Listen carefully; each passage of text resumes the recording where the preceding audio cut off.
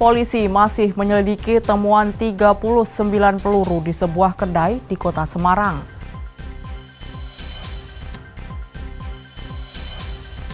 Harga beras naik, pedagang memprediksi dipicu mahalnya harga gabah.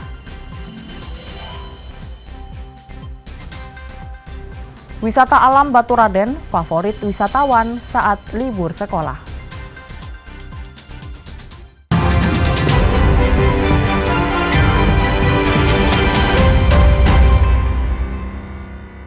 Saudara, bagaimana kabar Anda? Semoga selalu sehat. Selain 3 informasi tadi, sejumlah informasi menarik lainnya akan kami hadirkan untuk melengkapi Kompas Jateng hari ini.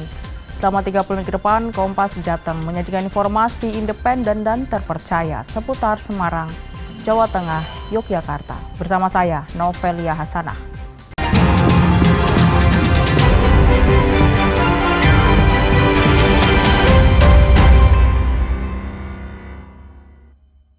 Mengawali Kompas Jateng pagi ini, Saudara. Sebuah minimarket di Kota Pekalongan, Jawa Tengah terbakar. Diduga penyebab kebakaran akibat korsleting listrik.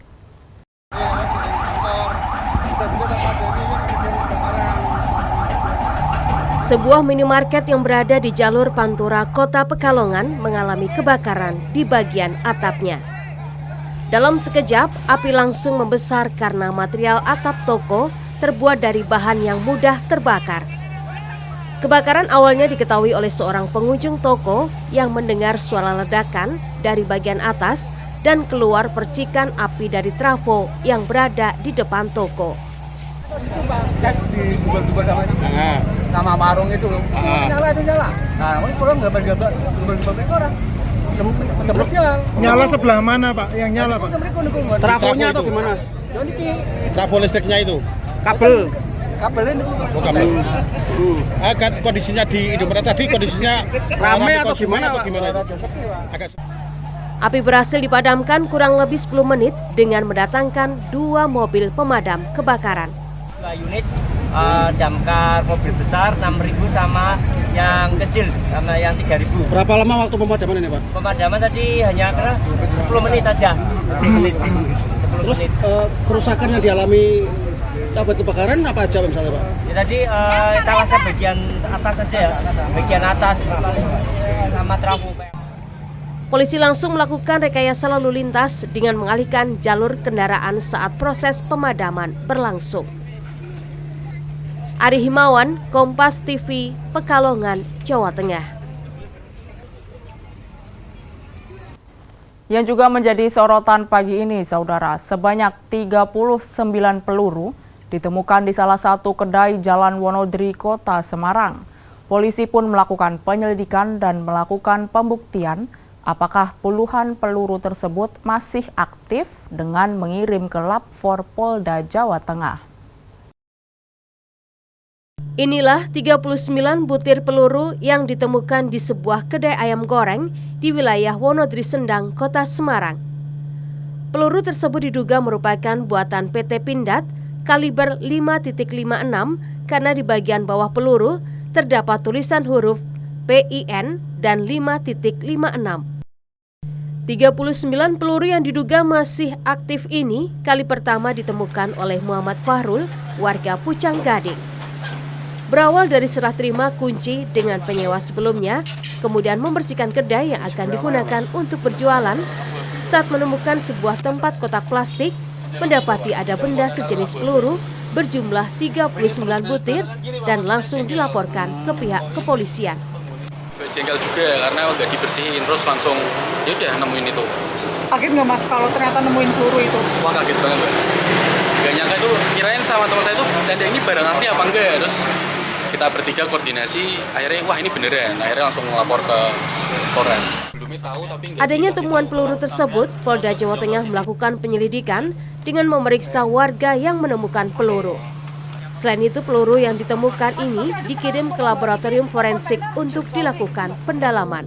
Kalau temuan peluru kita sudah melakukan koordinasi, hal ini sudah dilakukan penyidikan atau penyelidikan oleh pihak Polres Tabes Semarang dan tentunya orang-orang yang terakhir yang mengetahui dan memahami dan memiliki peluru tersebut akan kita minta keterangan. Demikian. Ada berapa saksi Pak yang sudah diperiksa? Saat ini lebih dari 2 ya, dari pelapor, kemudian pemilik dari bangunan tersebut, tentunya akan terus kita kembangkan kembali. Kalau peluru sendiri itu sebenarnya jenisnya apa sih Pak?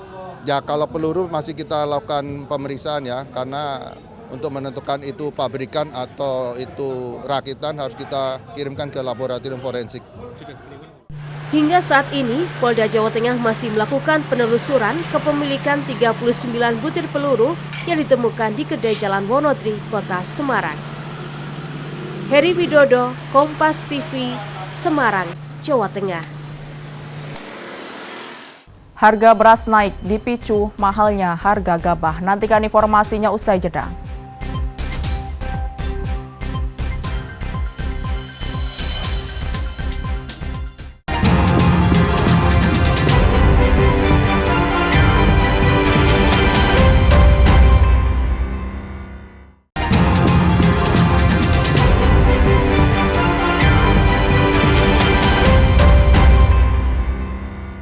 Masih di Kompas Jateng bersama saya Novelia Hasanah. Harga berbagai jenis beras di pasar tradisional di Kabupaten Blora, Jawa Tengah mengalami kenaikan sejak 1 bulan terakhir. Kenaikan harga beras berkisar Rp1.000 per kilogram. Beberapa jenis beras yang mengalami kenaikan harga diantaranya beras merek Mapan yang biasanya dijual Rp13.000 menjadi Rp14.000 per kilogram. Sementara beras merek Ciherang yang semula Rp12.000 menjadi Rp13.000 per kilogram. Beras merek Raja Lele dari Rp13.000 menjadi Rp14.000 per kilogram. Menurut sejumlah pedagang, kenaikan harga beras ini dipicu karena adanya kenaikan harga gabah di tingkat petani. Dan sejak harga beras naik, banyak pembeli yang mengeluh. Yang jelas pernah mengalami kenaikan CTM, Mas. Soalnya kan yuk harga gabah juga mahal. Berapa Bu kenaikannya Bu? Enggak banyak sih, sekitar Rp1.000 per kilo. Berapa? Rp1.000 per kilo. Nah, itu untuk jenis beras apa Bu? Segala jenis. Semua jenis beras. Naik 1.000 itu ya? Sejak kapan itu Bu? Sudah hampir sebulanan. Iya 1 bulanan. Kenapa Bu naiknya? Mungkin tahu nggak? Karena itu loh Mas, di stok gabah naik. Harga gabah naik itu ya? Kalau kayak gini jual gabah. iya. Kalau kayak gini pembeli gimana Bu? Masih ramai atau? Nah itu kok Bu ndak noneh? Komplain Bu ya? Iya, komplain. Padahal kan dari sana emang ukuraannya kan. Pedagang pun berharap agar harga beras tidak terus mengalami kenaikan karena membuat mereka khawatir penjualan beras menurun akibat tingginya harga beras di pasaran.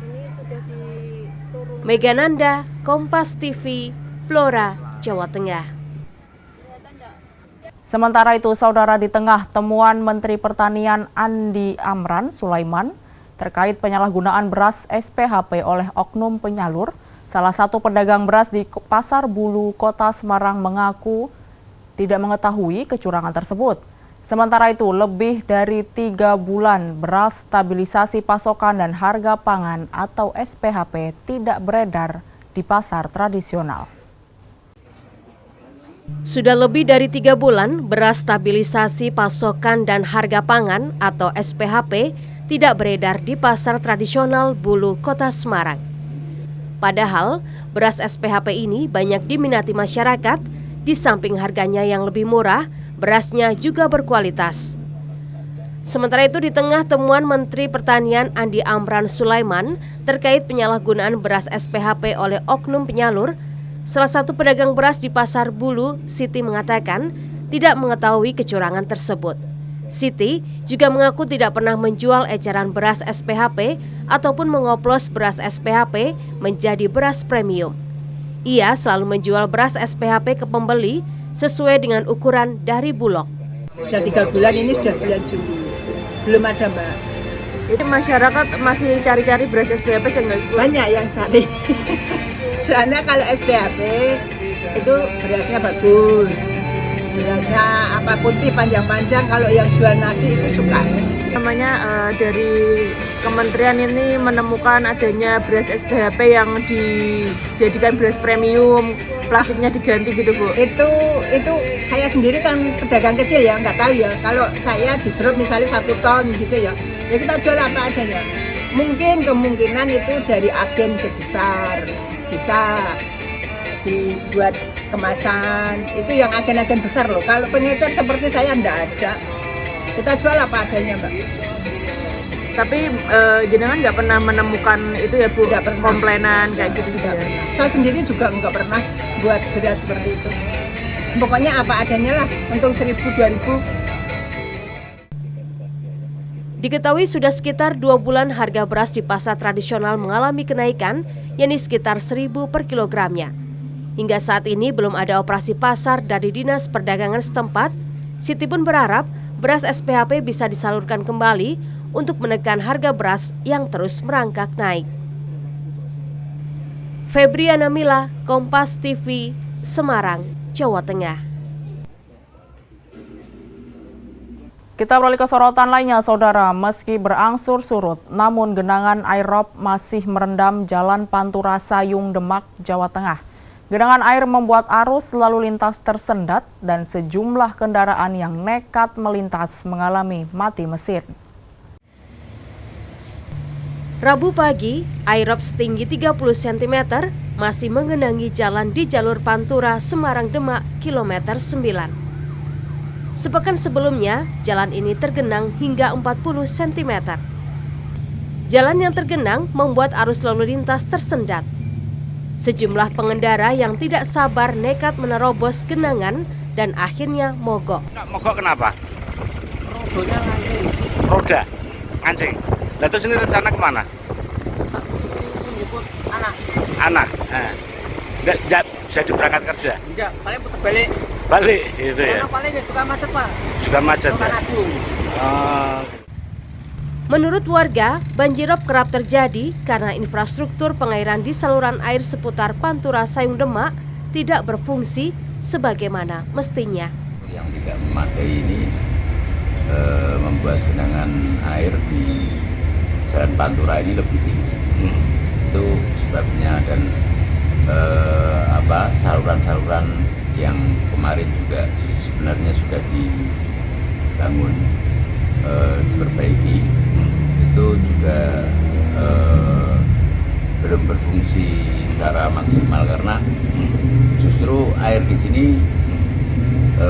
bersumber dari laut menuju ke daratan, sehingga ketika robnya tinggi ya langsung nyampe ke jalan raya. Warga berharap pemerintah pusat segera bertindak cepat karena jalur Pantura Sayung Demak adalah jalan nasional urat nadi perekonomian Jakarta, Surabaya. Susmintarta, Kompas TV, Demak, Jawa Tengah. Kita bergeser ke Kabupaten Brebes, Saudara. Sebuah kapal tongkang pengangkut batu bara terdampar di pantai Randu Sanga Indah Parin, Kabupaten Brebes, Jawa Tengah, Senin sore. Diduga jangkar kapal terlepas akibat hempasan gelombang tinggi disertai angin kencang. Kapal tongkang bergeser dari lokasi semula sejauh 10 mil laut dari lokasi tambat di Pantai Alam Indah, Kota Tegal. Posisi kapal yang tengah antre memperbaiki kapal di dok dekat Pantai Alam Indah, Kota Tegal ini nyaris menabrak sejumlah warung di pinggir pantai. Randu Sanga, Pak. Yang saya tahu baru kali ini ada tongkang nyanggrok. Ini karena apa sih, Pak? Yang jelas karena faktor air lebih tinggi, kemudian ombaknya besar, angin kencang gitu ya, Pak?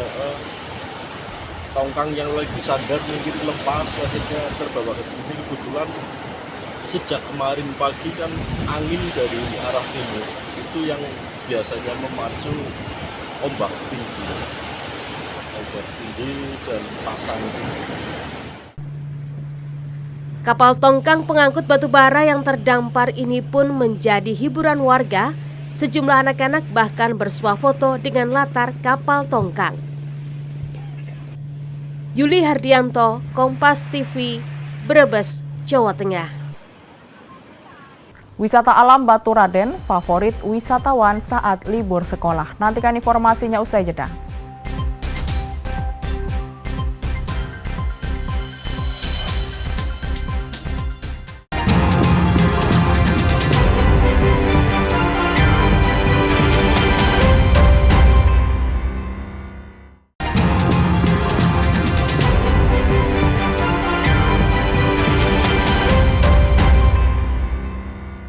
Terima kasih Anda masih di Kompas Jateng bersama saya Novelia Sanah. Kawasan wisata Baturaden di Kabupaten Banyumas, Jawa Tengah masih menjadi favorit untuk berwisata, terutama pada saat musim liburan. Pengunjung di tempat wisata yang berada di lereng Gunung Slamet ini mengalami peningkatan signifikan jika dibanding pada hari biasa.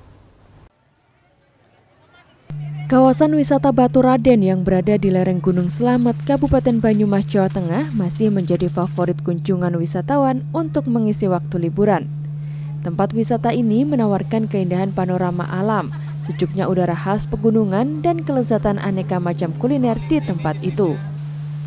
Pada musim libur kali ini, pengunjung di lokasi wisata yang menjadi ikon Kabupaten Banyumas mengalami lonjakan cukup signifikan, mencapai 40 hingga 50% dibandingkan hari biasa.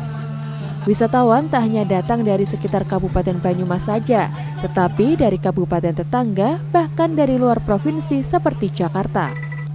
Banyak pengunjung terpukau dengan keindahan alam Baturaden, terutama dengan Sendang Mulia. Sendang Mulia merupakan air mancur alami yang ketinggian airnya mencapai puluhan meter. Selain itu, juga air terjun alami yang tentunya tak kalah menarik, baik untuk dilihat ataupun untuk menjadi latar berfoto. Karena di sini banyak spot yang bagus, air terjunnya menarik, tempatnya asri, dan makanannya juga enak. Makanannya enak. Iya. Tadi nyobain apa aja nih? Mau nyobain sate kelinci. Sate kelinci. Iya. Dek, kalau Baturaden ini suasana seperti apa nih? Asri, dingin, terus juga asik. Asik ya, sejuk ya? Iya. Ini memang ramai. Betul. Kenapa nih Mas? Ya kan kita biasa di laut, ini lagi cari suasana yang lain di Baturaden. Gimana Mas nih, suasana di Baturaden seperti apa nih? Suasananya ya asik, dingin, terus ramai juga, ada banyak spot yang ya bagus lah buat acara keluarga. Ini udah sering ke Baturaden atau seperti apa? Udah sering. Sering? Iya. Dan ini ketagihan ke sini terus gitu ya? Iya, kebetulan banyak saudara yang pulang dari luar kota kepengen ke Baturaden. Oh, diajak ke sini. Memang recommended banget ya? Iya, recommended banget. Jika sudah puas menikmati keindahan alam, pengunjung dapat dengan mudah memilih tempat menikmati kuliner khas Baturaden, yakni sate kelinci dan juga mendoan ataupun ketupat pecel. Ini kunjungan meningkat dari hari-hari biasa di musim liburan ini, dan peningkatan itu hampir sampai dengan 40% lah dibandingkan hari biasa. Jadi harapan kami sini wisata alam menjadikan sebuah ikon lah Kabupaten Banyumas, karena Baturaden tetap masih di. Untuk dapat menikmati keindahan di tempat ini, pengunjung hanya dikenai tiket masuk lokasi sebesar Rp20.000 per orang pada hari biasa. Sementara pada akhir pekan ataupun hari libur nasional, harga tiket masuk sebesar Rp25.000 per orang. Bayu Nur Sasongko, Kompas TV, Banyumas, Jawa Tengah. Kita beralih ke berita olahraga, Saudara. Jelang Liga 1 musim 2025-2026, tim promosi PSIM Yogyakarta menggelar latihan perdana di Stadion Mandala Krida pada Selasa sore. Latihan perdana PSIM Yogyakarta itu dipimpin langsung oleh pelatih kepala asal Belanda, Jan-Paul van Gastel. Tim promosi Liga 1 PSIM Yogyakarta terus melakukan pembenahan jelang bergulirnya Liga 1 musim 2025-2026. Pada Selasa sore, Laskar Mataram menggelar latihan sesi perdana di Stadion Mandala Krida, Kota Yogyakarta. Sesi latihan perdana ini dipimpin langsung oleh pelatih kepala yang baru, Jan-Paul van Gastel. Pelatih asal Belanda ini mengaku baru kali pertama bertemu dengan skuad PSIM Yogyakarta, sehingga di awal latihan kali ini dirinya lebih fokus untuk mengenali kondisi tiap pemain agar bisa menentukan taktik dan strategi serta skema latihan yang tepat. Ia juga menyebut akan menerapkan latihan yang mengutamakan keamanan bagi para pemainnya agar tidak ada yang cedera saat latihan. Pasalnya, di laga pembuka nanti, PSIM Yogyakarta akan langsung bertemu juara bertahan Liga 1 Persib Bandung. The pre-season is very short because within what you said, within 4 weeks we have to play against the champion. Yes. So it gives us less time. So we have to be careful because I think 7 players ended the season at the end of February. So now it's already July. So we have to be careful with players that they don't get injured because of the big space of holiday. But yeah, we'll see how it will work out.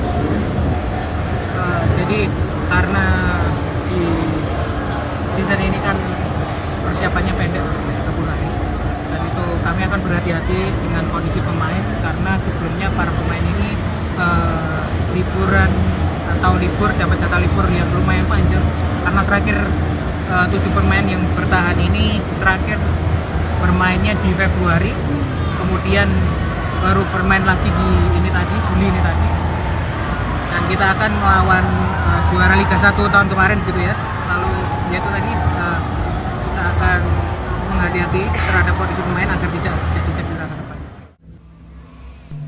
Selain mempertahankan sejumlah pemain inti yang mengantarkan tim menjadi juara Liga 2, PSIM Yogyakarta juga merekrut beberapa tenaga baru untuk mengisi formasi pemain asing.